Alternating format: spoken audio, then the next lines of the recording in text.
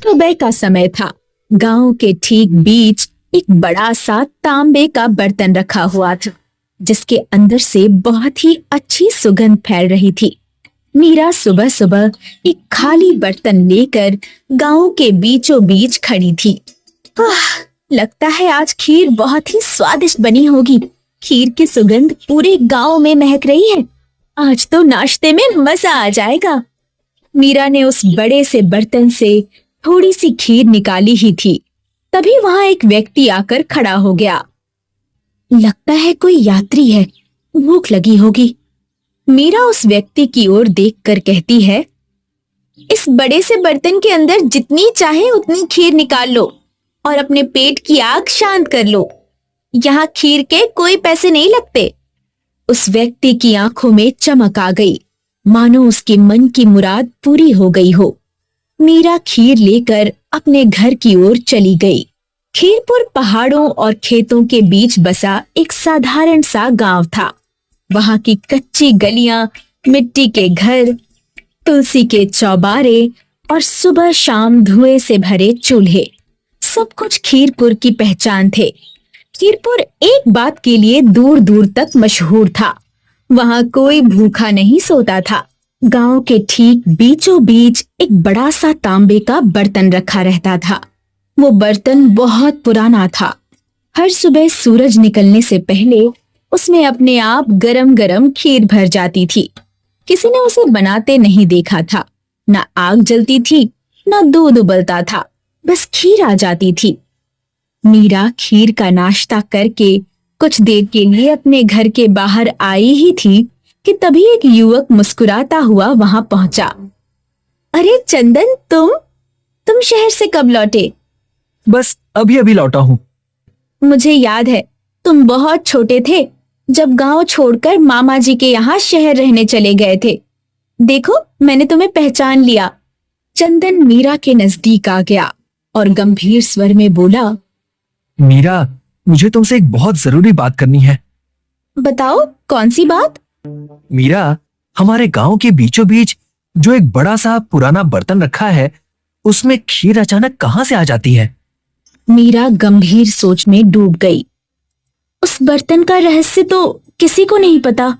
गांव वाले बस इतना ही जानते हैं कि उसमें खीर केवल इसलिए आती है ताकि गांव में कोई भी भूखा ना रहे। चंदन की आंखों में लालच की परछाइयां तैरने लगी। चंदन धीमे स्वर में बोला, मीरा, शहर जाने के बाद मेरी सोच व्यापारियों जैसी हो गई है। मेरे पास एक योजना है। अगर तुम मेरा साथ दो तो हम दोनों मिलकर बहुत पैसा कमा सकते हैं, बहुत सारा पैसा। बताओ। देखो, उस बर्तन में खीर खुद ब खुद आ जाती है। क्यों ना हम दूसरे गांव में खीर का ढाबा खोलें और इस खीर को वहां बेचें। हमें मुफ्त में खीर मिलेगी और बहुत सारा पैसा भी। मीरा ये सुनकर चौंक गई। ऐसा करने की सोचना भी मत चंदन। वो खीर केवल इस वजह से आती है ताकि कोई भूखा ना रहे। इतना कहकर मीरा वहां से चली गई, लेकिन चंदन मुस्कुराते हुए अपने आप से बोला, लेकिन मैं तो खीर को निकालकर जरूर बेचूंगा। रात हुई। जब पूरा गांव सो गया, चंदन चुपके से उस बर्तन के पास गया और पहली बार उसने वो देखा जो किसी और ने नहीं देखा था। तांबे का बर्तन रंग बिरंगी किरणों से जगमगा रहा था। उसके अंदर से हल्की सी भाप उठ रही थी और ताजा खीर धीरे धीरे टपक रही थी। चंदन की आंखें चमक उठी। अब से ये खीर गांव वाले या कोई यात्री नहीं खाएगा। अब इसे ग्राहक खाएंगे और इस खीर को खाने के बदले वो मुझे पैसे देंगे। आहा, सुगंध तो बहुत अच्छी आ रही है। पहले 1-2 दिन तक मैं खुद ये खीर खाऊंगा, उसके बाद चोरी करके इसे बेचूंगा। चंदन ने चोरी छिपे कई घड़े भरकर खीर निकाल ली। अगली सुबह बर्तन खाली था। एक दिन बीत गया, लेकिन खीर नहीं आई। गांव में उदासी फैलने लगी। चूल्हों पर सादा भोजन बनने लगा। मुसाफिर भूखे लौटने लगे। इधर चंदन अपने घड़े में रखी खीर को देख रहा था। हे भगवान, ये क्या हो गया? इतनी जल्दी खीर खराब कैसे हो गई? ऐसा लग रहा है जैसे मुझसे बहुत बड़ी भूल हो गई हो। मुझे मीरा की बात मान लेनी चाहिए थी। तभी मीरा वहां आ पहुंची और तीखे स्वर में बोली, आज तक इस गांव में ऐसा कभी नहीं हुआ। तुमने जरूर लालच में आकर उस खीर को चुराया है, क्योंकि तुम कल उस खीर को बेचने की बात कर रहे थे। चंदन, जिसे अपनी गलती का एहसास हो चुका था, मीरा के सामने हाथ जोड़ते हुए बोला, मुझे क्षमा कर दो मीरा, मुझसे बहुत बड़ी गलती हो गई। मीरा गंभीर स्वर में बोली, लेकिन अब क्या होगा? तुमने लालच की नीयत से उस खीर को चुराया। लगता है अब उस बर्तन में खीर कभी नहीं आएगी। हमारा गांव, जो किसी को भी भूखा वापस नहीं जाने देता था, ये परंपरा अब बदल जाएगी। चंदन की आंखों से आंसू बहने लगे। चंदन भर्राए स्वर में बोला, गलती मेरी है मीरा, और मैं ही इसे सुधारूंगा भी। लेकिन तुम इसे कैसे सुधार सकते हो? रात में मैंने देखा था कि उस बर्तन के अंदर से रंग बिरंगी किरणें निकल रही थी। आज रात हम उस बर्तन पर नजर रखेंगे। जरूर कोई ऐसा रहस्य है जो हम नहीं जानते, लेकिन वो हमारे सामने खुलकर आएगा। उसी रात मीरा और चंदन खाली बर्तन के पास बैठ गए।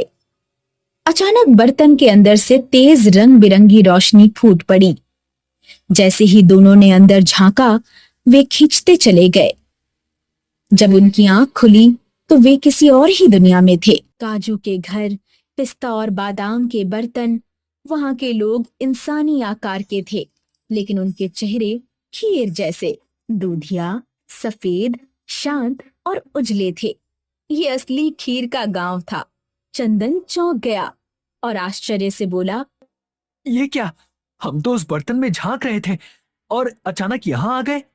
ये तो बिल्कुल दूसरी ही दुनिया लग रही है। जरा देखो मीरा, चारों ओर काजू, बादाम और पिस्ते के घर बने हुए हैं। यहाँ तक कि बर्तन भी इन्हीं से बने हैं, और यहाँ के इंसानी चेहरे भी खीर जैसे दूधिया और उजाले लग रहे हैं। तभी एक स्त्री उनके पास आ गई। उसकी आंखों में गहराई थी। वो स्त्री सवालिया नजरों से घूरते हुए बोली, कौन हो तुम दोनों? मैं इस गांव की मुखिया हूं। चंदन ने हाथ जोड़ दिए और सारी घटना उस स्त्री को बता दी। वो स्त्री गंभीर स्वर में चंदन और मीरा की ओर देखने लगी। मुझसे बहुत भारी भूल हो गई। मेरे मन में लालच आ गया। बाद में मुझे एहसास हुआ कि मैंने कितना गलत काम किया था। मैं नहीं चाहता कि मेरी वजह से वर्षों की परंपरा समाप्त हो जाए। हमारा गांव, जो दरिया दिली की वजह से जाना जाता था, जो किसी को भी भूखे पेट वापस नहीं भेजता था, वहां भूखमरी फैल जाए। खीर की दुनिया की मुखिया शांत स्वर में बोली, मेरी बात बहुत ध्यान से सुनो। बहुत वर्ष पहले खीर के गांव का एक युवक दुनिया के बीच भटक गया था। वो भूखा था, कमजोर था। वो इसी इंसानी गांव खीरपुर में पहुंचा। गांव वालों ने उससे कुछ नहीं पूछा, उसे बस खाना दिया। दूध, रोटी, जो भी था सब बांट लिया। युवक की आंखें भर आई। जाते समय उसने गांव के बीच एक बड़ा तांबे का बर्तन रखा और कहा, आज तुमने मेरी भूख मिटाई, इसके बदले मेरी दुनिया से इस बर्तन में रोज खीर आएगी। बस एक शर्त है, लालच मत करना। इतना कहकर वो स्त्री चुप हो गई। फिर उसने चंदन की ओर देखा। चंदन, तुमने उस वादे को तोड़ा, लेकिन तुमने अपनी गलती भी मानी है। मीरा और चंदन ने हाथ जोड़ दिए। ठीक है, इस बार माफ कर देती हूँ, लेकिन याद रखना, खीर उपहार है, व्यापार नहीं। अगले ही पल दोनों फिर उसी तांबे के बर्तन के बाहर थे। सुबह हुई। बर्तन फिर से खीर से भरा हुआ था। गांव में रौनक लौट आई। चंदन बिना कुछ लिए गांव छोड़कर चला गया, एक सीख लेकर, और खीरपुर फिर से खीर का गांव बन गया।